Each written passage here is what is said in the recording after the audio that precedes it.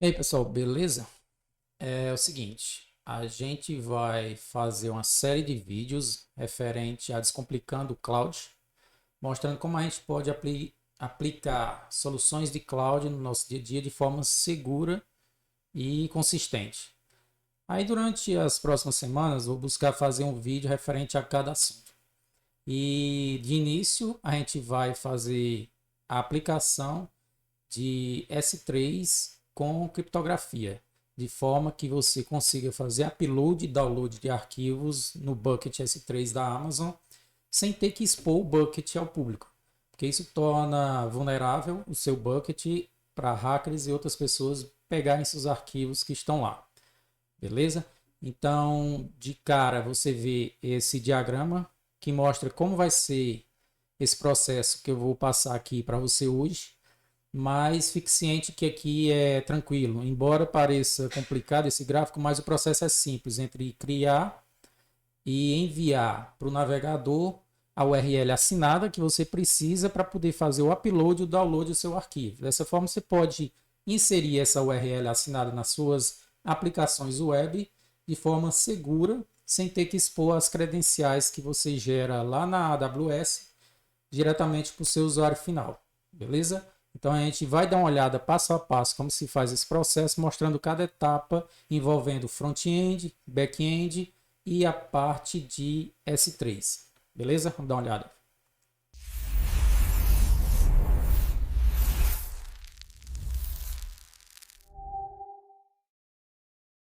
Então vamos lá, vamos dar início ao nosso primeiro bucket, que é esse MyHack Bucket que está aqui na tela. Aqui a gente entrando nele vai ver que ele tem na aba de permissões, ele está com bloqueado para acesso público, que é o que deve ser mantido como padrão, beleza? Por quê? Porque o que é que acontece? Se eu desmarcar essa opção e colocar como off, que ele está liberado para acesso público, isso quer dizer que todos os arquivos que eu inseri no bucket vão ficar acessíveis? Não necessariamente. Nesse caso, é como se fosse uma porta. Quando você marca como off aqui, você destranca a porta, mas não a abre. Por quê? Porque para isso você pode ter outras políticas aplicadas aos objetos que estão dentro do bucket. Aí essas políticas podem abrir a porta para ter acesso direto aos arquivos. Então você colocar como on, bloquear o acesso público, você está trancando essa porta independente de qualquer outra política. Então a pessoa só vai ter acesso àqueles arquivos ou através de uma chave que você gera no seu usuário ou através de URLs assinadas, que é o caso que a gente vai ver agora, beleza? Então é importante que você torne isso público. Principalmente, isso aqui é muito comum de acontecer, principalmente quando você vê muita gente hospedando site estático na Amazon.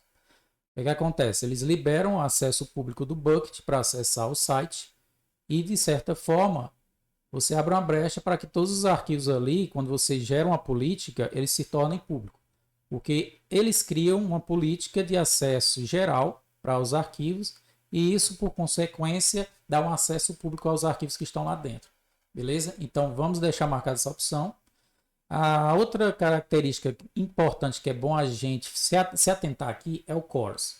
O CORS define se um navegador aceita ou não um domínio acessar um outro. O que acontece? Sua aplicação está lá web.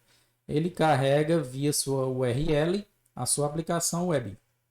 Só que quando ele precisa acessar um arquivo, fazer um upload, um download, o que ele vai precisar? Acessar a Amazon. Só que ao momento que ele faz isso, seu navegador bloqueia porque ele está saindo de um domínio tentando acessar um outro. Aí o que a gente faz aqui? Coloca no CORS aqui quem tem permissão de fazer put, push e get. Nesse caso eu coloquei o allowed origins como estrela. Mas o interessante é que você coloque aqui a URL do seu domínio. Porque aí você está dizendo para a Amazon que essa URL tem permissão de fazer put, get, post dentro desse bucket S3. Aí assim, ele vai permitir o seu navegador fazer o upload e o download dos seus arquivos, beleza? Da sua aplicação web. Então, são duas características importantes ao se trabalhar com bucket juntamente com sites. Criar o CORS para permitir o navegador acessar diretamente o S3 e também tornar o bucket público privado, colocando off lá na sua configuração, como a gente viu aqui em cima. Primeiro. Vamos para o próximo agora.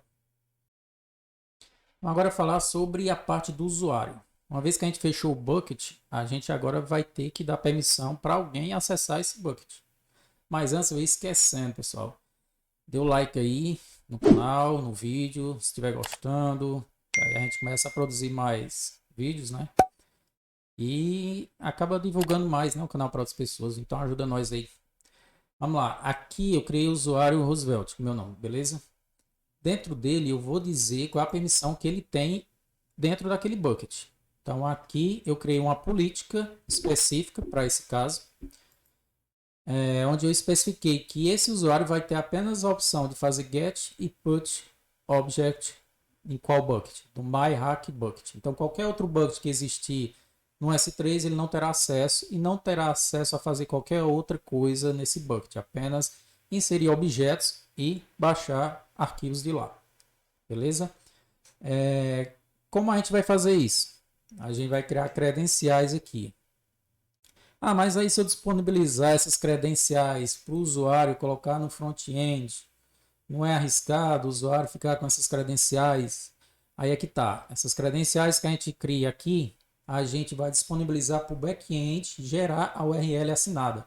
Então, nesse caso, o back-end aqui irá entrar em contato com o S3, solicitando uma URL assinada, usando essas credenciais, e ele vai retornar para o front-end apenas a URL para ele usar. Então, o front-end não terá acesso a essas credenciais, tornando assim mais seguro. E outra, no momento da configuração do seu back-end, essas credenciais não deverão, veja que eu estou colocando o caso de não deverão estar inseridas no código. Você pode e deve carregá-las como variáveis de ambiente, tornando assim elas mais seguras. E durante a demonstração aqui do script que eu fiz do back-end, você vai ver que também se você usar o GitHub, evite que essas credenciais sejam carregadas por GitHub. Gere um arquivo lá gitignore e tal para desconsiderar essas variáveis de ambiente, beleza? É isso. Então a gente cria nosso usuário aqui, cria a chave, dê apenas as permissões de get e put e vamos seguir agora para o script, beleza? Vamos lá. Bom, pessoal, agora vamos começar a ver o script do back-end, que vai ser o responsável por fazer o meio de campo, front-end e o S3 para pegar o URL assinado, beleza? Mais uma vez, peço aí o like de vocês no vídeo, tá bom? Se o vídeo estiver gostando. E vamos lá. Aqui eu fiz esse script em Python. Ele, resumidamente, a gente vai pegar aqui no final. Vou dar algum exemplo aqui como no final.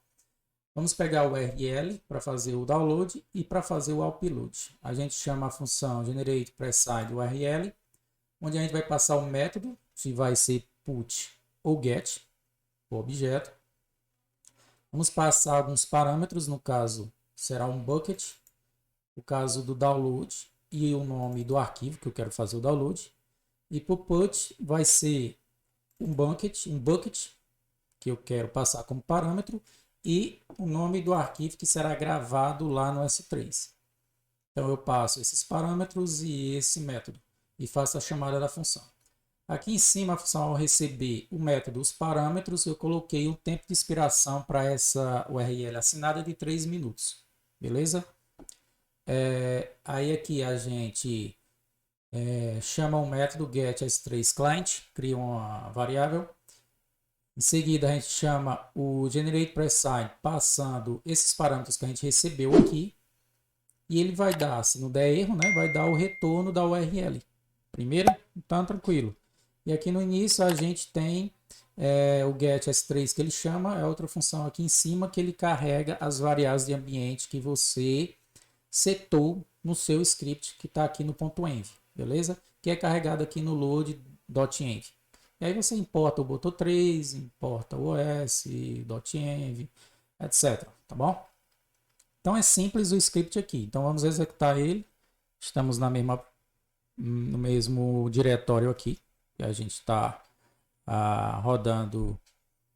Vamos rodar o programa. Então vamos chamar aqui Python preSign URL py. E vá lá. Pronto. Girou. Beleza? Temos as duas URLs de download e upload. E isso a gente passa direto para a aplicação. Vamos fazer um teste aqui, primeiramente do upload, certo? Vamos voltar aqui lá no S3 antes. Vamos voltar aqui no S3. Eu quero te mostrar que a gente tem um arquivo Sales Report já aqui e eu vou excluí-lo. Tá bom? Vamos lá para você ver que realmente ele está fazendo o upload. Vamos deletar ele aqui. Vamos excluir, apagou, tal, voltamos aqui, beleza. Temos aqui apenas o logo.jpg.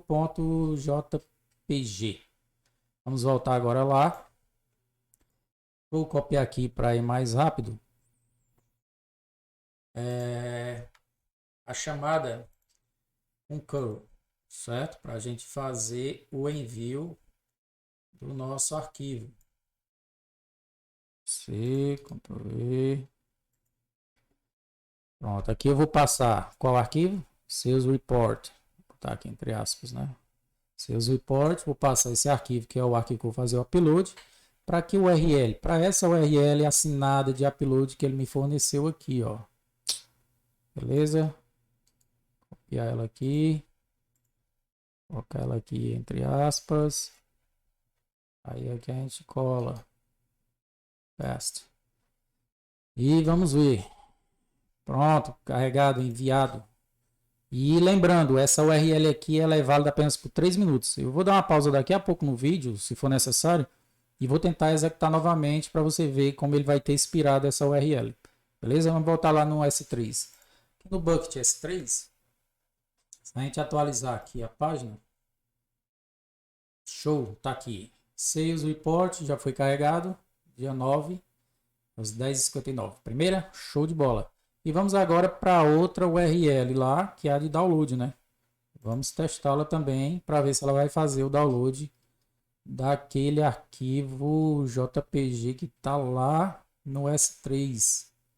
Vamos lá, vamos copiar aqui. Aqui ele já tenta chamar, né? Mas vamos fazer uma cópia aqui. Vamos novamente partir lá para o navegador. Vamos colar aqui. E vamos ver no que acontece. Pronto, carregou a imagem, sinal que você conseguiu acessar. Agora é só fazer o download da imagem se você necessitar. Show! Não vai ser o caso, a gente não vai precisar fazer esse download. Então é isso, pessoal. URL assinada de forma segura para você fazer upload e download. Eu vou dar só um tempozinho aqui de 3 minutos. Já já eu volto para a gente testar novamente a geração como se diz, tentar fazer o envio novamente do arquivo lá para o S3 com a mesma URL assinada para ver se ele vai aceitar. Você vai ver que tem expirado e já vai dar erro. Primeiro eu vou dar só um tempozinho aqui para dar os 3 minutos e aí eu volto já. Pronto, voltando aqui, vamos dar uma olhada novamente se a gente consegue fazer o upload do arquivo usando a mesma URL. Mas antes, vamos voltar novamente lá no S3. Vamos excluir lá o PDF, né? Vamos apagá-lo. Permanentemente. Excluído, show de bola. Estamos apenas com logo.jpg, tá bom? Show de bola. Vamos voltar para cá. Vamos subir aqui e executar novamente o nosso upload file com o arquivo Sales Report para essa URL assinada que foi disponibilizado para a gente naquela hora. Já deu aqui acesso negado. Confirmando que essa URL não é mais válida e agora a gente pode gerar outra URL garantindo a segurança de não ter que expor as chaves que a gente criou para o usuário. Bom, pessoal, agora vamos passar aqui para o diagrama final, né, para a gente tentar entender tudo aquilo que a gente viu até o momento. A gente tem o nosso navegador, nosso front-end, com a nossa aplicação, querendo enviar ou fazer o download de um arquivo diretamente para a Amazon. Beleza? O que é que ele faz nesse caso? Ele vai solicitar uma URL assinada para o back-end. Esse, por conseguinte, tem as credenciais para solicitar essa URL ao S3. O S3 devolve para o back-end, que em seguida devolve para o navegador a URL assinada. com essa URL, ele pode fazer o download do arquivo que está necessitando. Da mesma forma, ele faz o mesmo pedido para o back-end, para uma URL assinada para o upload de qualquer arquivo. O back-end solicita o S3, esse devolve a URL, que o front-end pode agora fazer o upload do arquivo que ele precisa. A gente tem desse lado a política que foi atribuída a essas credenciais desse usuário, e foi apenas a de get e put object. E temos também aquela questão do CORS que a gente falou do navegador, que é permitir o put, o head, o get, o post. E embora esteja aqui estrela, você é aconselhável colocar a URL, o domínio da sua aplicação aqui para permitir apenas a esse domínio. Primeira.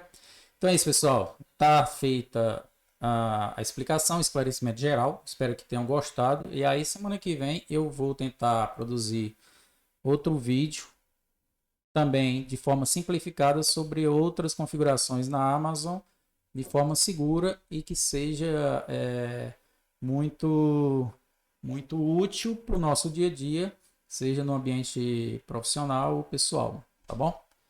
Valeu, até a próxima, obrigado.